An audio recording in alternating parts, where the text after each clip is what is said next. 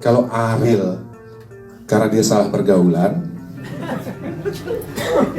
dia ngomongnya belum ada aturan dari pemerintah. Dituding Ahmad Dhani kekanak-kanakan karena mengajukan uji material Undang-Undang Nomor 28 Tahun 2014 tentang hak cipta ke Mahkamah Konstitusi, Ariel Noah tak mau ambil pusing. Ariel dianggap membela Agnes Monica yang diwajibkan membayar uang miliaran ke Aridia selaku pencipta lagu. Dia juga dianggap salah konsultasi karena bertanya kepada sarjana hukum strata 1 bukan ahli. Menanggapi ini, Ariel mengatakan sudah bertanya Profesor Henry Indraguna yang memang merancang Undang-Undang Hak Cipta dan bertanya MK langsung. Menurut Ariel, selama ini prosedur soal LMK dan pembagian royalti sesuai dengan undang-undang. Namun belakangan muncul kelompok yang mengumumkan direct licensing sebagai metode pembayaran royalti alternatif di luar LMKN. Hal itu membuat resah, maka Ariel dan teman-temannya Vibrasi Suara Indonesia, Ariel Noah mengajukan uji material. Menurut Ariel, upaya uji material yang paling benar dan paling utama adalah kejelasan, sebab jika tak jelas maka pelaku industri musik tidak tenang. Sebab menurut dia, dunia industri musik di Indonesia saat ini lebih maju dibandingkan negara tetangga di Asia,